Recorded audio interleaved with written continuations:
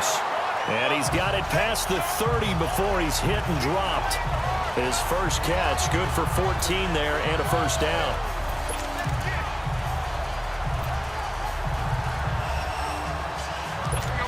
Tannehill now 8 of 15 through the air, but it's 1st and 10 here.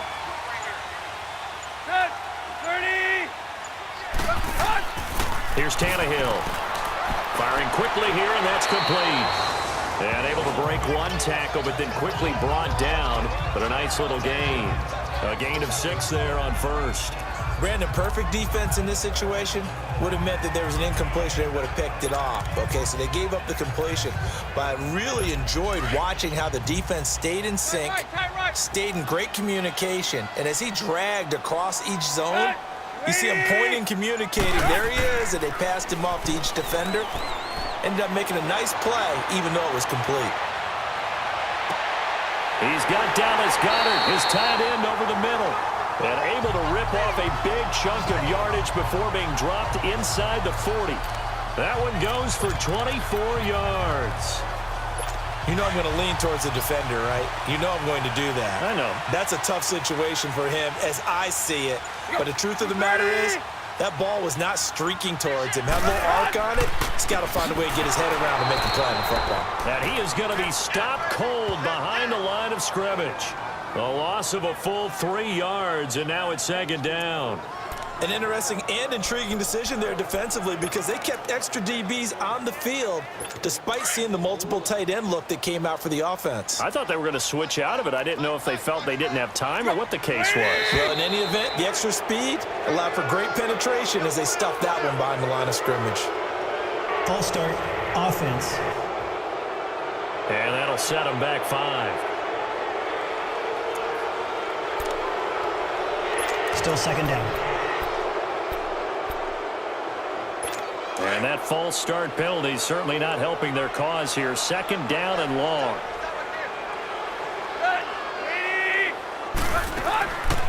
They'll run it now out of the gun. Shoves him aside.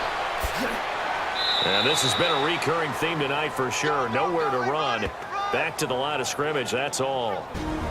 No gain on the play this time, and it'll be a 3rd and long situation coming up.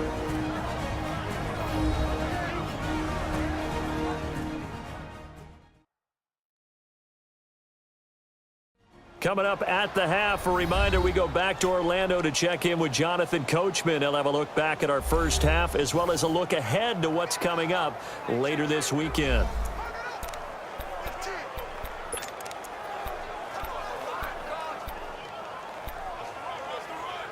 The Broncos on 3rd down. They've only converted once in 4 tries. This will be a tough 3rd and 18. At 20. A shotgun snap for Tannehill. It's a short one here, complete to his tight end. And he'll be taken down at the 44-yard line. No, Ryan Tannehill slow to get up here. Definitely the last thing you want to see here in a preseason game. We'll be right back.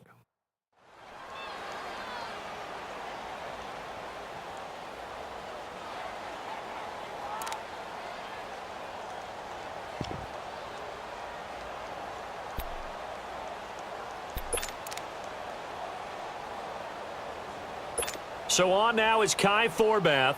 If you're wondering, he's hit from as far as 57. And this will be spotted on the other side of the field. It's a 61-yard attempt. And Forbath will put this one through, and they'll get it back within a point at 7-6. So it's not an NFL record, but it's not far off. That'll go in the books as a 61-yard field goal. And wasn't it weird to see a guy line up for a field goal on the other side of midfield? The ball got halfway there, and you thought, no way is that going to make it, but it just kept carrying, and he winds up sneaking it right over the bar. Now we get a peek at the captain of this offense heading back out there. They've got the lead. He's a big reason why. Looking sharp so far. And as we travel around the league, we see quarterbacks get it done in a variety of ways. But today's NFL does tell us one thing. If that guy doesn't play well, their team's not going to win. And right now he's got his team in the lead. And now they'll look to extend that lead. They'll come out throwing here to start the drive. The first catch of the game for George Kittle. And they work this well upfield across the 45. A good pickup there at 22. Well, from an offense's perspective, that sure was pretty because the corner route is extremely difficult to defend from my perspective. What we just saw there, is that sort of the evolution of the tight end position? Yeah, I think it is because more and more, tight ends are being treated like wide receivers. These are some agile players who can make a play in any spot on the field. It's a 9-yard pickup on the play, and that'll make it 2nd and short. I know most of the time when the ball's in the air, you're thinking wide receiver, tight end, but running backs, they can be a big part of any passing offense nowadays. That last catch short of the marker by just a yard leaves them with a very manageable 2nd and 1. They'll drop to throw. Gets this one left side to Pettis. And he'll get it inside the 40 to the 39. And now before this first down play, we're going to get a timeout here, as the clock shows 50 seconds to play here in half number 1.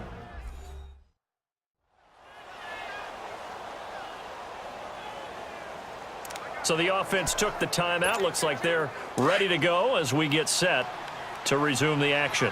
So from the 39 now, they'll come up on a 1st and 10. He'll look to throw. The tight end Kittle has it on the left side. 15 yards through the air and a 1st down. When this offense can get their tight ends involved, they can move the football. Here, a nice route, able to look it in, and picks up the 1st down.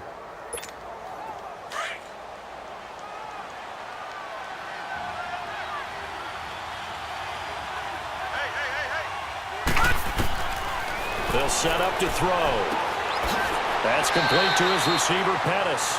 And he gets it inside the 10 to the 9. Now San Francisco going to call their 2nd timeout, as the clock will stop with 37 seconds to play in this first half.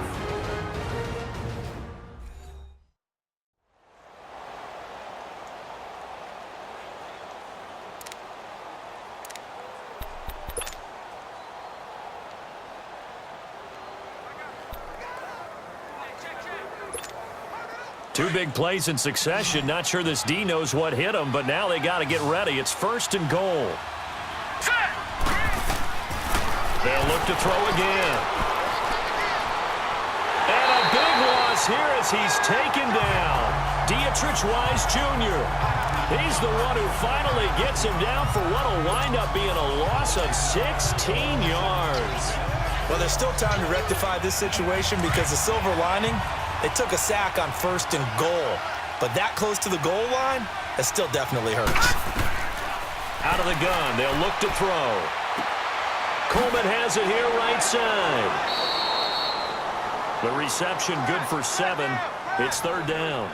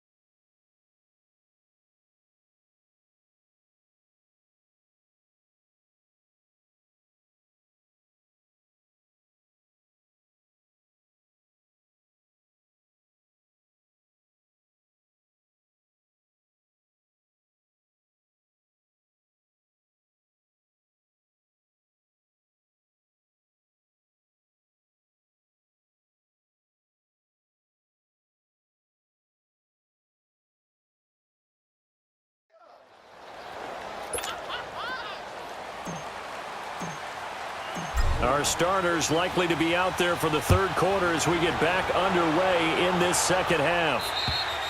And to no one's surprise here in Denver, that'll carry through the back of the end zone for a touchback.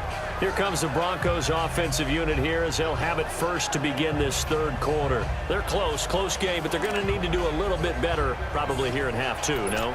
I would agree with that totally.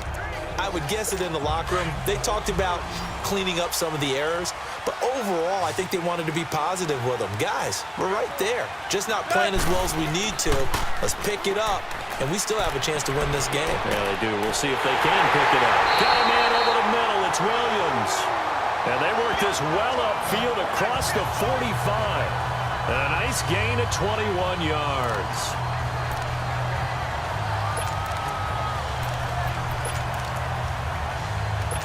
A big hitter to start the drive has him up near midfield here for 1st and 10.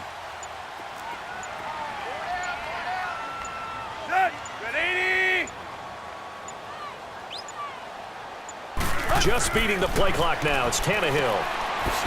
And it's a short one here, complete to the tight end. And he'll be brought down at the 48-yard line. A gain of 6 there on 1st. Now that's staying ahead of the chains. Really good pickup on 1st down, hitting the tight end there.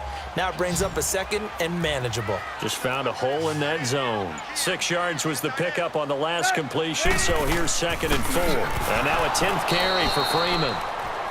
And this has been a recurring theme tonight for sure. Nowhere to run. Back to the line of scrimmage, that's all. Sometimes with the running game, you've just got to stick with it. Look, it's the 3rd quarter, no time to panic. But that also doesn't mean you just do it the same way you've been doing it the entire ball game. Maybe change up some blocking assignments or run a few different plays, but stay with the overall essence of the running game. And now he lost the football. Tannehill loses it. And this is going to be 49er football. So the defense there, opportunistic. It's nice to give them credit, isn't it? Because so many times it's more a matter of what the offensive guy didn't do. He didn't secure the ball, didn't cover up. In this case, let's just give credit to where it belongs. Knocked it free, made a big play. Here's a look at the 49ers offense as they make their way out for their first possession of the 2nd half. We have not seen much on offense from either side. These last few drives, it has been a struggle, hasn't it? Totally, and you're thinking to yourself right now, if you're on offense trying to get things figured out, okay, we self-scout every week on our game plan. How many things do we do at certain times? What are our tendencies? Time to go to some of those tendency breakers and try and create some offense. They always have those in their back pocket, don't they? You have to, and if you don't keep abreast of what you're doing, you lock into a rhythm and make it easy for the opposition. Looking for tendency breakers right now.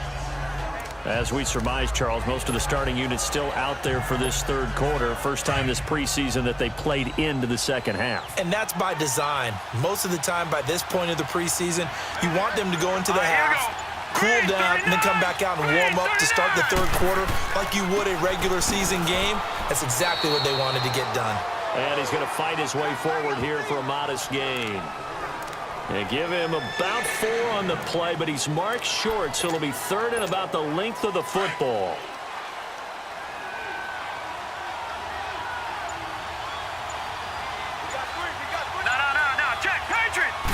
They'll try and sneak it here. And they will touch him down, but not before he gets the first. Only a yard there on the keeper, but that's all he needed. 1st down. I don't know about you, but I like this call. 3rd and inches, and instead of worrying about getting it back to a running back and maybe there's some penetration from the defensive front, just go ahead and take it, move forward, and pick up the 1st down. And as we say often, shows confidence in your offensive line. Here we go now. 3-19. 3-19. Now this time he'll look to throw. Wide open receiver complete. And they do get him down, but not before he's able to slip it inside the 5-yard line. 23 yards on the play. Well, clearly one of his advantages as a passer is his height. Sit back in the pocket, fired over the middle. That makes things tougher defensively, doesn't it? It really does, because your goal is to move the quarterback off his initial spot when he gets his drop back completed. But when you have that type of height, he can stay in there. If he's willing to take the hits and just fire over the top, which saves him time and actually completes a play a little bit quicker than it normally does for a quarterback who has to slide and find open space to throw. They'll try and run for it on 1st and goal. And he'll take this into the end zone for a San Francisco touchdown. Bo Scarborough taking it in from 4 yards out. And the 49ers add 6 to their lead. And nothing special there. They show they were going to run the football. They ran it. They got it in. Like old-time football, right? Hey, this is exactly what we're going to do. Straight-ahead power, and they got it done.